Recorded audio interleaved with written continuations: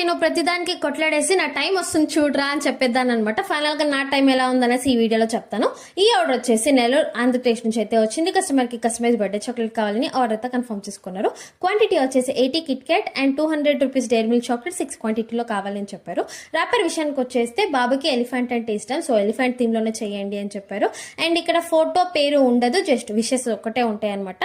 ఎలా అంటే టీచర్స్కి ఇచ్చే చాక్లెట్కి thank you my first ma'am, ఫ్రెండ్కి వచ్చేసి thank you my dear friend, and ఇంట్లో పేరెంట్స్కి వచ్చేసి లవ్ యూ సో మచ్ తాతయ్య, నానమ్మ, జేజీ, పిన్ని, బాబాయ్, అత్త, మామ అనేసి ఉంటుంది అనమాట. సో మ్యామ్ చెప్పిన విధంగానే ఎడిట్ చేసేసి నైట్ 11 o'clock అయితే పంపించాను. మ్యామ్ కూడా ఓకే అని చెప్పేశారు. నెక్స్ట్ డే మార్నింగ్ ప్రింట్ కూడా వేస్తాను మ్యామ్ అని చెప్పాను, ఓకే అని చెప్పారు. నెక్స్ట్ డే మార్నింగ్ మ్యామ్ ఒకటి మిస్ అయిందనేసి అది కూడా యాడ్ చేశారు, అది కూడా ఎడిట్ చేసేసి ఫైనల్గా ప్రింటింగ్ టైం వచ్చేసింది. ప్రింటింగ్ కూడా వేసేసాను అనమాట. ఏంటంటే ప్రింటింగ్ వేసినప్పుడు ప్రింటింగ్ ఫ్రంట్ సైడ్ వేయకుండా వెనకాల వేస్ట్ పేపర్ ఉంటుంది కదా, అక్కడైతే ప్రింట్ వేసాను. అదే టైంకి కరెంట్ వెళ్ళింది. నా అదృష్టం ఏంటంటే ఆ రోజు కరెంట్ కూడా రాదు అనేసి మా ఊర్లో చెప్పారనమాట. ఫైనల్గా నాకైతే చాలా బాధ వేసేసి ఏడ్చుకుంటూ కూర్చోన్నాను, చాలా ఏడ్చాను అనమాట. అండ్ మారుతి కస్టమైజ్లో ఇది ఫస్ట్ ఆర్డర్ అంటే నా దగ్గర ఉండిపోతుంది వెళ్ళదేమో అనేసి చాలా ఏడ్చాను.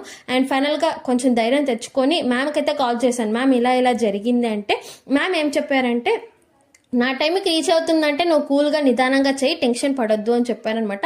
ఫైనల్గా ఆ ధైర్యం తెచ్చుకొని నెక్స్ట్ డే మార్నింగ్ ప్రింట్అవుట్ చేసేసి అన్ని రెడీ చేసేసి ట్రావెల్స్కి పెట్టేసి మ్యామ్కి అయితే కాల్ చేశాను. మ్యామ్ ఇలా పెట్టాను అంటే మ్యామ్ రిసీవ్ చేసుకుంటానని చెప్పారనమాట.